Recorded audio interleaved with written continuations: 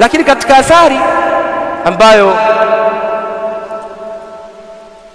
inadhihiri ni watu kudhihirisha kibri, na hawa watu ni wale ambao tunawashuku kwamba huenda wakawa wako nyuma ya haya. Wanadhihirisha kibri kwa wengine, wanaongea jeuri, wanawakejeli, ishara kwamba ni kuwakejeli Waislamu, kwamba sisi tuna shule nyingi, kama ambavyo tumemsikia mmoja wao akisema katika vyombo vya habari, nyote mmemsikia kwamba tuna shule nyingi na kwamba misaada tunayopata tunapata kwa ndugu zetu wa Ujerumani, sijui vitu gani. Sikiliza Muislamu, ni kweli kwamba hawa watu wana shule nyingi, walikuwa na shule nyingi wakati wa uhuru kuliko Uislamu, bali kuliko hata serikali kuliko hata serikali ya uhuru, yani serikali mpya baada ya kupata uhuru. Na hii ni kwa sababu ukoloni uliacha elimu.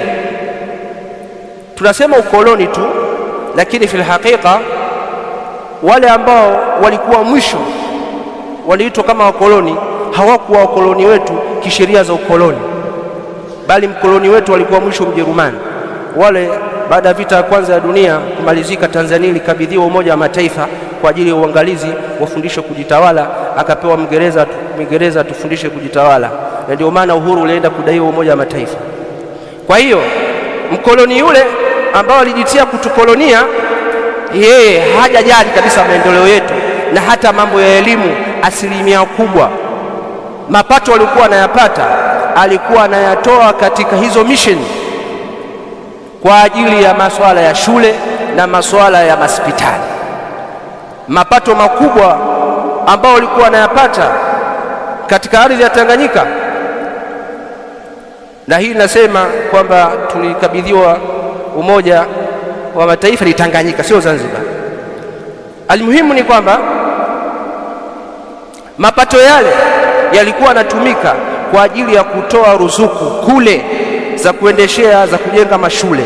Ama Waislamu walikuwa hawapati, kwa sababu Waislamu walikuwa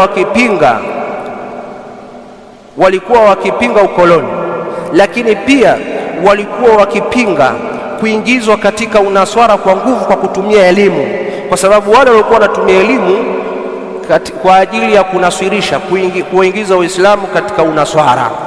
Kwa hiyo ilikuwa ni vita, ilikuwa kuna upinzani kati ya Uislamu na ukoloni, lakini kule kulikuwa na urafiki kati ya ukoloni na zile taasisi. Miongoni mwa ushahidi kwamba walikuwa wanapewa ruzuku na serikali ya kikoloni, amesema Padri John Sivalon, ambaye kitabu kimechapishwa na Benedictine Publication Ndanda Peramirho kwenyewe kule, amesema mfano mzuri ni Marian College. Shule hii ilianzishwa mwaka 1957 bado uhuru na Baraza la Maaskofu wa Katoliki wa Tanzania TEC kwa lengo la kuwaelimisha masista na wasichana. Ilikuwa ni shule ya pili yenye kidato cha 4 kwa wasichana hapa Tanzania. Shule hii ilijengwa na Kanisa Katoliki na kuendeshwa na masista wa shirika la Maryknoll na kupata ruzuku serikalini. Serikali gani hiyo? Ni serikali ya kikoloni. Sasa nataka nikuambie, kuanzia mwaka 1923 mpaka mwaka 1949 serikali ya kikoloni ilikuwa imetoa paundi zaidi ya 28,000 kwa ajili ya kusaidia shule hizo, na ukiambiwa paundi 28,000 kwa wakati ule ni hela nyingi sana. Zilitolewa hapa Tanganyika, Uganda pamoja na Kenya. Ayuha almuslim, kwa hiyo usiwe mnyonge kwa kusikia maneno yale.